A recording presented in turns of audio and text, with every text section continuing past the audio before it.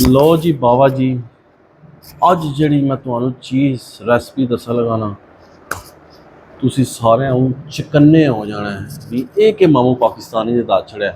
ਤੇ ਇਸ ਵਾਸਤੇ ਇਸ ਰੈਸਪੀ ਨੂੰ ਦੇਖਣ ਵਾਸਤੇ ਸਾਰੇ ਕਰ ਲਓ, ਹੋ ਜਾਓ ਚੌਕਸ ਤੇ ਕਰ ਲਓ ਫੋਕਸ। ਹੈ ਨਾ ਕਿ ਮਾਮੂ ਪਾਕਿਸਤਾਨੀ ਨੇ ਸਾਨੂੰ ਦੱਸਿਆ ਹੀ ਨਹੀਂ, ਤੇ ਮੇਰਾ ਕੰਮ ਹੈ ਤੁਹਾਨੂੰ ਅੱਗਾ ਹੀ ਦੇਣੀ ਹਰ ਚੀਜ਼।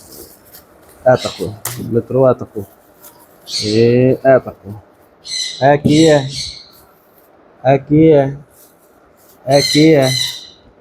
ਕਰੇਲਾ। ਇਹ ਕੀ ਹੈ? ਘੀਆ ਤੋਰੀ। ਆਦੇ ਦੱਸੋ ਵੀ ਇਹ ਕਿਵੇਂ ਦੱਸਦਾ ਹੈ? ਤਾਂ ਸਾਰੀ ਦੁਨੀਆ ਦੱਸਦੀ ਹੈ ਤੇ ਖਾਂਦੀ ਪੀਂਦੀ ਆਮ ਸਬਜ਼ੀ ਹੈ। ਗੱਲ ਤੁਹਾਡੀ ਬਿਲਕੁਲ ਸਹੀ ਹੈ, ਆਮ ਸਬਜ਼ੀ ਹੈ, ਸਾਰੀ ਦੁਨੀਆ ਖਾਂਦੀ ਹੈ। ਪਰ ਜਿਹੜੀਆਂ ਚੀਜ਼ਾਂ ਮੈਂ ਤੁਹਾਨੂੰ ਦੱਸ ਲਗਾ ਨਾ, ਇਹ ਤੁਸੀਂ ਪਰੇਸ਼ਾਨ ਹੋ ਜਾਣਾ। ਇਹ ਕੀ ਹੈ?